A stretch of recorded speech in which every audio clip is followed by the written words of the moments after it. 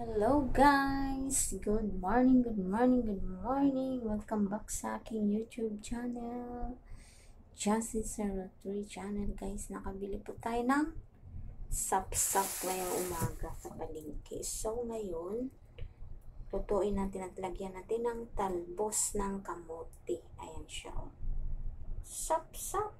So ito po, nakabili po ako ng sap-sap sa palengke, 20 ang parang 2 kilo na siya. Ayan 20 lang. Tapos meron din po ako ditong talbos ng kamote. Ito kasi magtula tayo ng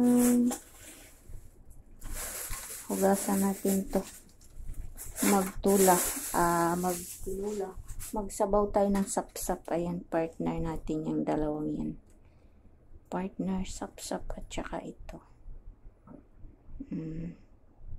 Pwede natin muna yan sa tubig para matanggal ang mga ano dyan, ang mga dumi-dumi, mga alikabok, mga buhangin. Babad na natin yan. Tubig, tapos lagyan natin ng luya yan. Antayin na natin.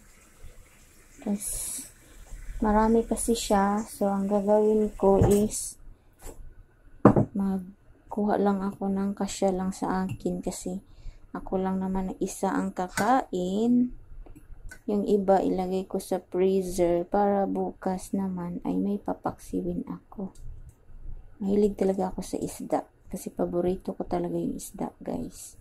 So, ito gawin natin tinulang fish. Diba? Kasi na yan. Ako lang naman isa kakain Ayan siya Ito.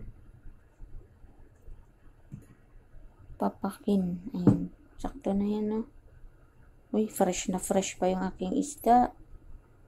Sarap niyan. Tulahin natin. So, kumuha ako ng ziplock.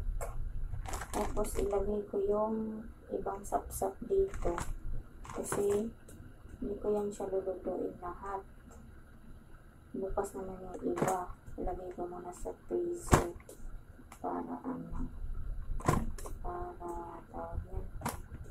Para meron tayong pang bukas. Hindi pa ganun lang magtipid. Kasi hindi sila kakain dito. Ito siya. Ilagay ko lang sa atera. Para meron tayong ulam sa susunod na araw. Ganito ako kahilig sa isda. Nagkulo na ang ating hinakulo ang tubig. So, ganito po ako magluto ng fish da. So, ilagyan na natin yung ating isda. Ang dami, Ako lang naman kakain. Kaso kukunti lang talaga yan para sa akin. Para sa akin, ang bilis ng ng isda. So, ilagay natin yan. Kasi, hindi naman masyadong matagal lutuin yung isda na yan. Sap-sap. Tapos yung talbos. Diba?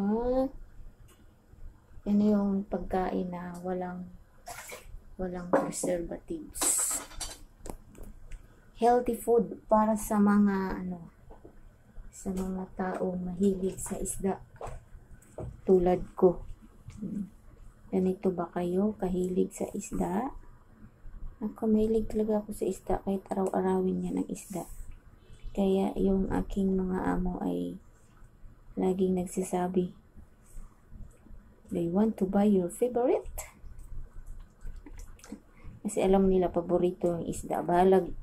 Bahala kung maghiwalay kami ng karne, basta wag lang ang isda.